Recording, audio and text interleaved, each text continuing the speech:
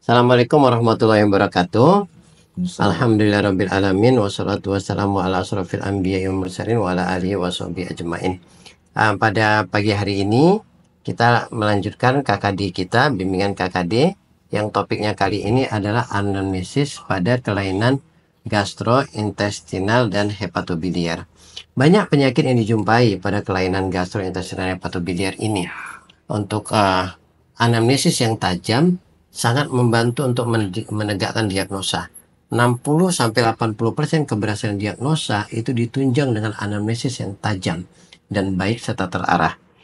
Baik, kita mulai anamnesis. Pertama, kita memperkenalkan diri dulu kepada pasiennya. Bapak, saya Asosiat Profesor Dr. Sarraman, spesialis penyakit dalam Finasim. Iya, Saya dokter. dari Departemen Penyakit Dalam FK UMSU. Dengan sebelum kita memulai, Pak, boleh saya tahu data Bapak dulu? Boleh, dokter. Dengan namanya siapa, Pak? Fadli, dokter. Fadli ya. Iya. Umurnya? Umur 27, dokter. 27 tahun. Pekerjaannya apa, Pak Fadli? Mahasiswa, dokter. Mahasiswa. Alamatnya? Di Jalan Bromo. Jalan Bromo. Oke, sudah berumah tangga? Belum, dok. Baik. Data-data awal ini sangat kita perlukan pada beberapa kasus. Misalnya nanti, termasuk di sini satu juga suku ya. Sukunya, Pak? Sukunya Batak, dokter. Batak ya. Misalnya pada pasien dengan keluhan nyeri ulu hati ya. Pada suku tertentu di mana dia suka makanan yang pedas, maka itu akan mempercepat untuk terjadinya gangguan pada lambung. Itu perlu kita dapati. Kemudian juga informasi seperti pekerjaan itu juga bisa banyak membantu kita dalam menegakkan diagnosa. Misalnya pekerjaannya itu yang stresnya cukup tinggi, dimana itu juga bisa memberikan gangguan pada lambung yang kita kenal dengan penyakit stres ulcer. Baik, Bapak, apa keluhan yang membawa Bapak berobat ke klinik kami ini, Pak? Ini, dok. Dari ulu hati, dokter. Jadi ulu hati ya, Pak? Iya, dok. Nah, kemudian ketika pasien telah menyampaikan keluhan utamanya, kita lakukan telaah terhadap keluhan utamanya dulu. Kita masuk ke metode Orchard-nya, ya. Sudah berapa lama, Pak, nyeri ulu hatinya? Udah 3 hari lah, dokter. 3 hari sudah dialami pasien. Lokasinya berarti tadi di ulu hati ya, Pak ya. Iya, dokter. Kemudian durationnya, apakah nyerinya berlangsung terus-menerus atau ada waktu-waktunya, Pak? Selama 3 hari ini terus-menerus, dokter. Terus-menerus ya, jadi durationnya secara terus-menerus. Kemudian karakteristiknya, nyerinya itu, Pak, di ulu hati terasanya gimana, Pak? Apakah seperti diiris, apa tertusuk, atau seperti tertekan, Pak? Kayak ditusuk-tusuk gitu loh, dokter. Ya, jadi karakteristiknya nyerinya itu seperti tertusuk-tusuk. Kemudian aggravation, ada nggak, Pak, keadaan yang memperberat? Misalnya nih, Pak, kalau misalnya lapar, nyerinya bertambah gitu, Pak. Iya, dokter. Kalau Ya, lapar, Pak ya, kalau makin lapar nyeri. dia makin nyeri. Kalau diisi makanan, Pak, nyerinya berkurang ya, Pak ya. Kurang, dokter. Kurangnya, jadi pasien ini datang dengan tambahan informasi yang kita dapat dari keluhan utamanya adalah nyerinya akan bertambah berat ketika dia dalam posisi lapar, Iya, dan dokter. nyerinya akan berkurang ketika diisi dengan makanan. Itu masuk ke aggravation factor. Kemudian kita masuk ke radiation. Apakah nyerinya itu menyebar, Pak, hanya di ulu hati saja, atau mau dia pindah ke kanan atau ke kiri perut, Pak? Dia di situ aja deh, dokter. Di ulu hati aja, Pak Iya. ya.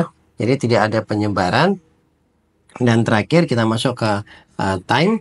Ada nggak, Pak, waktu-waktu tertentu di mana nyerinya terasa berat? Misal nih, Pak, kalau malam dia lebih nyeri, atau Bapak lagi tidur kan tiba-tiba terbangun tengah malam karena nyeri gitu, Pak ya. Nggak ada, dokter. Ya sampai ke situ ya, Pak ya. Nggak sampai. Nah, hal ini penting karena pada kasus ulkus duodenal itu sering kita jumpai pasien yang sampai terbangun tengah malam tiba-tiba karena nyerinya. Nah, setelah kita selesai dengan telaah pada keluhan ini, kita masuk ke keluhan tambahan. Nah, Pak, selain nyeri ulu hati, ada nggak keluhan lain yang Bapak rasakan? Misalnya ada mual, Pak. Mual ada, dokter. Ada, Pak ya, Ada. pasti ada mual. Apakah sampai muntah, Pak? Enggak, dokter. Enggak ya, hanya mual ya, Pak ya. Dokter. Kemudian ada terasa kembung, Pak, perutnya, Pak. Ada, dokter. Ya, pasien juga merasakan adanya kembung. Kemudian ketika pasien datang dengan keluhan nyeri ulu hati, walaupun usianya masih muda, ya, kita juga tidak bisa berfokus hanya kelainan pada gastrointestinal. Nah, kelainan pada jantung itu juga bisa datang dengan keluhan nyeri ulu hati. Maka hal ini juga perlu kita tanya. Bapak, ada nggak terasa nyerinya itu menjalar ke dada kanan, Pak, atau dada kiri, Pak? Nggak ada, dokter. Nggak ada ya, berarti ini khas dia ke arah nyeri dada sebelah kiri. Kalau datang nyerinya Pak, mau sampai keringatan basah Bapak, bajunya Pak. Oh, kurang saya perhatikan juga sih dokter. Ya, pada keadaan yang sangat berat, nyeri yang sangat berat, ulkus yang besar, itu bisa sampai menahan nyerinya itu pasien sampai berkeringat. Dan itu memudahkan kita untuk melakukan menentukan diagnosa. Kemudian setelah itu ada lagi Pak keluhan lain Pak, misalnya demam gitu Pak. Demam nggak ada Nggak dokter. ada ya Pak ya, demam, batuk nggak ada ya Pak ya. Nggak ada Nah dokter. setelah itu hal yang tidak boleh lupa kita tanya adalah bagaimana dengan buang air kecil dan buang air besarnya. Gimana Pak, buang air kecilnya normal Pak? Normal dokter. Kalau buang air besarnya Pak ada gangguan nggak Pak? Enggak dokter. Nggak ada ya Pak ya, normal Pak ya. Iya. Karena pada beberapa keadaan di mana pasien terasa nyeri, kemudian dia tidak mau makan, sehingga akhirnya pasiennya juga tidak buang air besar, dan itu akan menyebabkan kembung di perutnya bertambah berat lagi. Nah, setelah selesai kita dengan keluhan tambahan, udah tadi keluhan utama, kita masuk ke riwayat penggunaan obat. Bapak sudah ada berobat untuk mengatasi nyerinya ini, Pak? Belum dokter. Belum ada ya, Pak ya? Belum ada. Belum ada berobat dan belum ada mengkonsumsi obat apa-apa Iya, ya, Pak belum ya? ada dokter. Jadi baru pertama kali ketemu saya di sini ya, Pak ya? Pertama kali. Kemudian kita juga bertanya mengenai riwayat kebiasaan. Ini sangat membantu untuk menegakkan diagnosa. Bapak, apakah Bapak merokok? Enggak dokter. Tidak Pak ya. Nah, karena udah dijumpai adanya hubungan antara nikotin dengan lambung ya. Jadi pada mereka yang perokok itu bisa dijumpai gangguan pada lambung. Begitu juga alkohol. Bapak minum alkohol Pak? Alkohol enggak juga dokter. Ya, alkohol juga itu sangat merusak terhadap seluruh organ tubuh termasuk pada lambung. Kemudian kita tanya juga mengenai kebiasaan olahraga. Apakah Bapak rutin melakukan olahraga Pak? Sehari-hari? Jarang ya Pak ya. Jarang dokter.